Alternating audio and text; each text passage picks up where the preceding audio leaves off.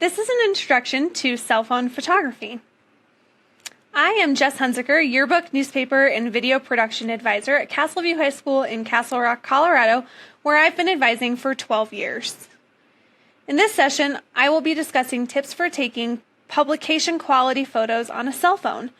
While it's possible that students on the yearbook staff will find themselves needing to take cell phone photos, developing an understanding of the advanced settings on a camera can also help others, such as community members, students, or teachers, to take quality images for submission to the yearbook staff. As we continue to think creatively about how to best develop our yearbooks, we know that it will take dedicated staffers and creative sourcing of content to tell the story of this unique year. Remember, coverage of the students at your school can and should happen anywhere, with anyone, and with any camera.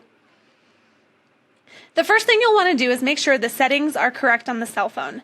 This will make things significantly easier when it comes to using cell phone photos in your yearbook. For most phones, you'll need to access your settings. Turn off the Auto HDR mode. On an iPhone, change the photo format from high efficiency to most compatible. On an Android, make sure the phone is set to a full resolution photo. This will allow the images to be in JPEG format with the highest resolution available. After setting the format, make sure you set the phone so a 3x3 grid automatically appears when taking images. We will not be discussing composition in detail, but we know that the key to a good photo is balanced composition. To help with this, use the grid settings on the cell phone camera to toggle on a grid.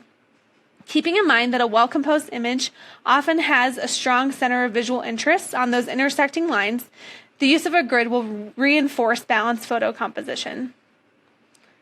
Setting the focus point on a photograph is an important way to control an image. This will allow you, as the photographer, to tell the cell phone what you want to focus on, which in most cases will be the center of visual interest. On an iPhone, a yellow square will indicate the focus point. On an Android, a white circle indicates the focus point. Keep in mind that you can and should move this around to control the image. In addition to adjusting the focus point, you can also adjust exposure without having to enter more advanced settings. Remember, exposure refers to the brightness of an image. A phone that's too bright is overexposed. A photo that's too dark is underexposed. On an iPhone and Android, tap to focus. Then simply swipe up to make the image brighter or down to make the image darker. When you've adjusted the exposure, tap the shutter button to take a photo. With a phone, there's no exact science to exposure, so make sure to play with available light and aim for an exposure where there are sufficient details in as much of the scene as possible. When you've adjusted the focus and exposure to your preferred setting, you can and should lock the focus and exposure. This can be especially helpful if you are taking photos of moving subjects or if you are taking repeated images.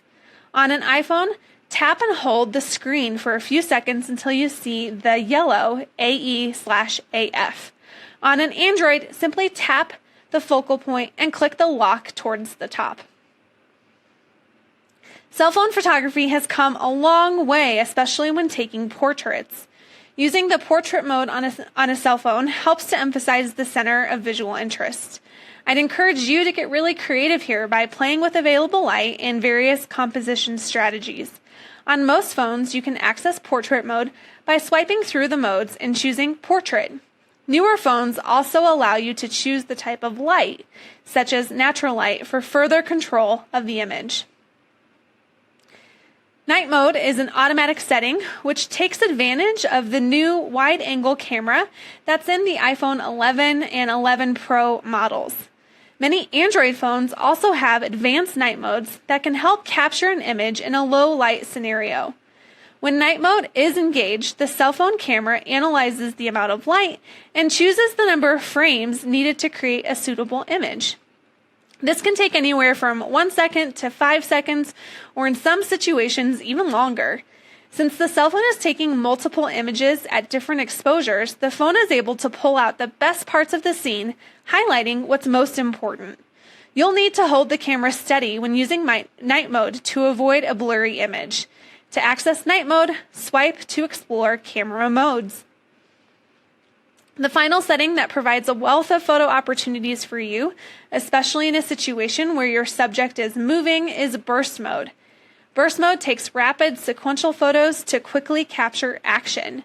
To use burst mode on most cell phones, simply hold down the shutter to take multiple images. And finally, it's incredibly important that any images yearbook staffers take, or anyone else for that matter, can be properly submitted to the yearbook staff. Make sure that emailed images are submitted using the actual size.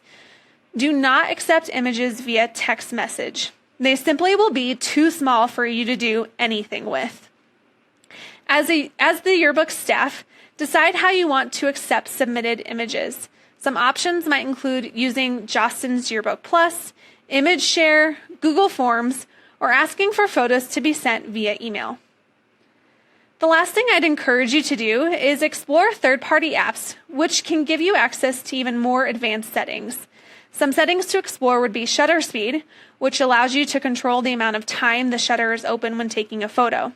Exploring white balance can allow you to more accurately capture colors in your photos, and manually controlling the ISO can help you choose an appropriate setting depending on how much light is in the scene and reduce grain in your images. Remember, the best camera is the camera you have with you. The best thing you can do is set yourself and your students up for success by starting with the correct settings and practice taking quality images. Once again, I am Jess Hunziker. Best wishes for the year ahead, and thank you.